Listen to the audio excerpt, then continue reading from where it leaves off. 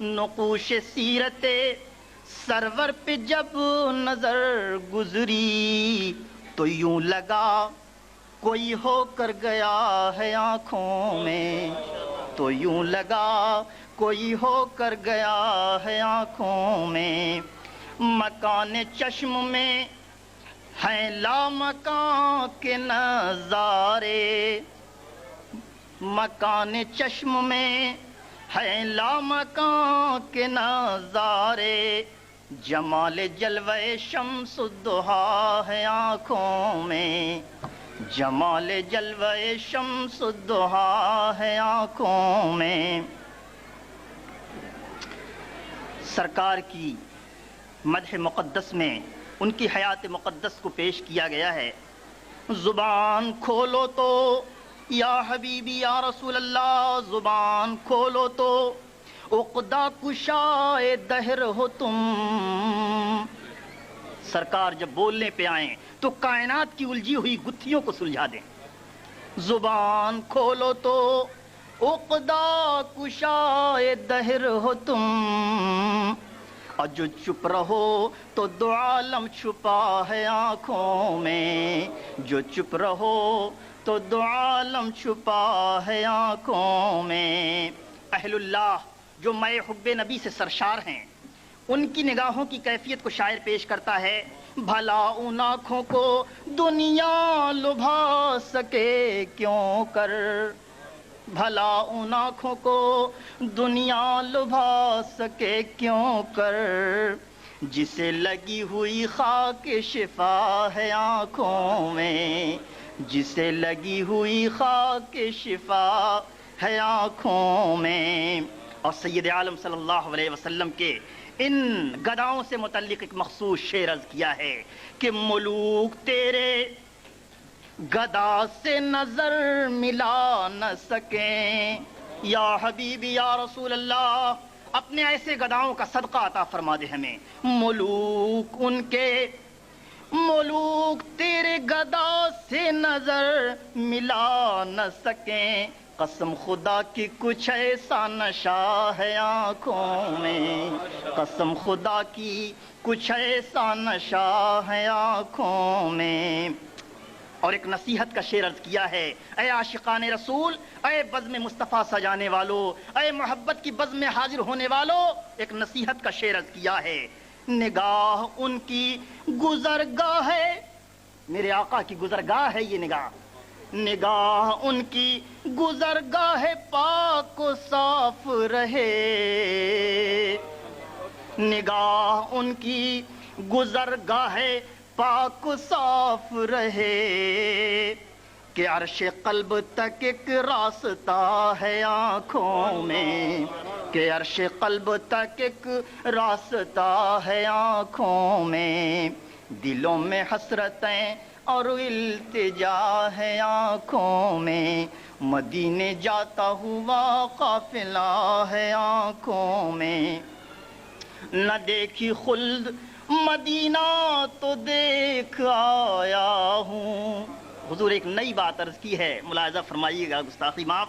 نہ دیکھی خلد مدینہ تو دیکھ آیا ہوں، اسے کتابوں میں رکھتا ہوں اس کو آنکھوں میں، اسے کتابوں میں رکھتا ہوں اس کو آنکھوں میں۔ نہ دیکھی خلد مدینہ تو دیکھ آیا ہوں، اسے کتابوں میں رکھتا ہوں اس کو آنکھوں میں۔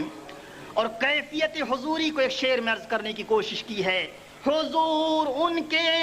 یہ آنکھیں نہ تھم سکیں واللہ، حضور ان کے، حضور ان کے یہ آنکھیں نہ تھم سکیں، گویا تمام عمر کا دریا چھپا ہے آنکھوں میں، تمام عمر کا دریا چھپا ہے آنکھوں میں۔ اور سید عالم صلی اللہ تعالی علیہ وسلم کی شمع رسالت قیامت تک کے لیے روشن اور تابندہ ہے۔ اس مفہوم کو ادا کرنے کے لیے شاعر الفاظ کا سہارا لیتا ہے۔ ہزاروں شمعیں جلیں آندھیوں میں تھم نہ سکیں، یا حبیبی یا رسول اللہ،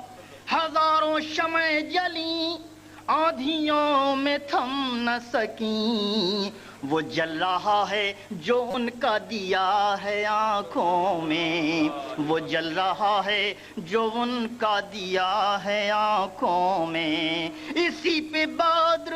زمانے کو ہم پرکھتے ہیں، اسی پہ بدر زمانے کو ہم پرکھتے ہیں، چھپا کے آئینہ ان کا رکھا ہے آنکھوں میں، چھپا کے آئینہ ان کا رکھا ہے آنکھوں میں، اپنے مزاج اور ماحول سے الگ لیکن اپنے ذوق دل سے قریب ہو کر میں نے نعت مقدس حضور صلی اللہ علیہ وسلم کی بارگاہ عالی میں پیش کی۔ میرے دوستو، عید میلاد النبی کی صلی اللہ علیہ وسلم کی اس بزم میں شرکت یہ باعث سعادت ہے میرے لیے، اور یقیناً ایک نہایت ہی باسعادت ذات حضرت مولانا سید سعادت علی صاحب قادری مدد اللہ العالی، جو کہ عید میلاد النبی صلی اللہ علیہ وسلم کے اتنے عظیم جشن کے بانی اور محرک ہیں، لیکن یہ سال بسال قدم بقدم بڑھتا ہوا ترقیات اور سجاوٹوں اور محبتوں کی طغیانیوں کا سما ہمیں اس بات کو یقین کی طرف کھینچ رہا ہے کہ انشاءاللہ ایک وہ دن آئے گا جب کس پرچم رسول کی عظمت کو تھامنے کے لیے ملک اور قوم اور نسلی تعصب سے بے نیاز ہو کر ہر مسلمان اللہ کے رسول کے جھنڈے تلے جمع ہو جائے گا۔ یہ ہماری دلی تمنا ہے، یہ ہماری آرزو ہے، اور یہی وہ ہماری تڑپ اور کسک ہے اور جذبہ دل ہے کہ جسے لے کر کے ہم محمد الرسول اللہ کا پرچم اٹھا رہے ہیں۔ ہم بھی ان کے ساتھ ہیں، ہم بھی ان کے قدم بقدم ہیں۔ رب تبارک و تعالیٰ ان کے صدقے ہمیں بھی قبول فرمائے۔ میرے دوستوں اور بزرگوں، میں اپنا وقت ختم کر چکا، لیکن چند ایک باتیں اور عرض کرنی ہیں۔ آپ درود پاک پڑھیں، وقت ہے تو بلند آواز سے درود شریف پڑھیں۔ اللہم صلی علی سیدنا و نبینا و مولانا محمد وعلی آل سیدنا و نبینا و مولانا محمد معدن الجود والکرم وعلی آلہ و اصحابہ وبارک وسلم۔ صلاۃ و سلام علیک یا رسول اللہ، صلاۃ و سلام علیک یا حبیبی یا حبیب اللہ۔ بزم رسول ہر لحاظ سے رسول سے متعلق ہے صلی اللہ علیہ وسلم۔ کسی بھی چیز کی عظمت اور بڑائی کا مدار اس کے متعلق یہ سوچا جائے کہ اس کا متعلق کون ہے۔ اگر یہ میدان، اگر یہ حال اللہ کے رسول سے متعلق ہے تو اللہ اکبر، اس حال کے حال پہ ہمیں روحانی طور پہ حال آنا چاہیے۔ آپ کو یہ معلوم ہے کہ کائنات کے نظام کے اندر رب تبارک و تعالیٰ نے دو قسم کی کیفیات کو رکھا ہے۔ کچھ اشیاء محتاج الیہ ہیں اور کچھ چیزیں محتاج۔ مثال کے طور پر سورج زمین کا محتاج نہیں ہے، زمین کے انسان سورج کی روشنی کے محتاج ہیں، اس کی گرمی، اس کی حرارت اور اس کی حدت کے محتاج ہیں، اور یہ ایک ایسی کھلی ہوئی حقیقت ہے جس سے انکار نہیں کیا جا سکتا۔ میرے دوستو، زمین اس اعتبار سے سورج کی محتاج ہے اور سورج محتاج ہے۔ یہ اگر اس تمثیل کو، اس مثال کو آپ ذہن میں رکھ کر کے اپنی دنیا کے اوپر غور کریں، اپنے ماحول کے اوپر غور کریں اور اپنی ہستی کے اوپر غور کریں، تو جس طریقے سے عام زندگی کے اندر ہر انسان کو یہ معلوم ہے کہ تعلیم کے لیے ہر انسان معلم کا محتاج،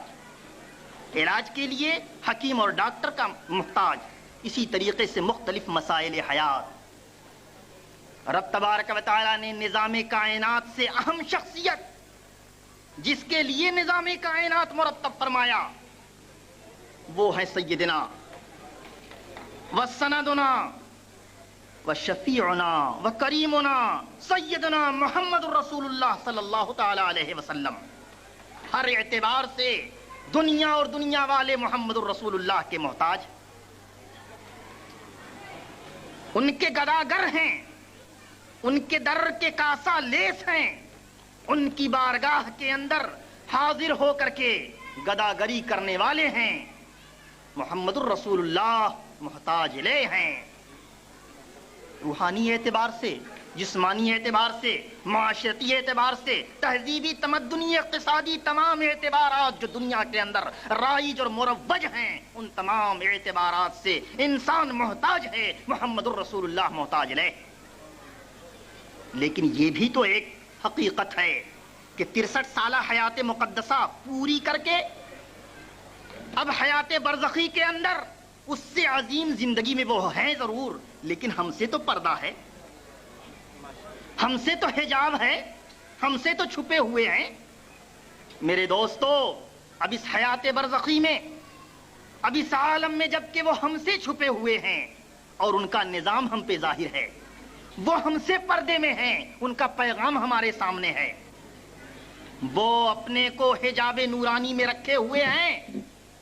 اور ہمارے سامنے ان کا مشن ہے،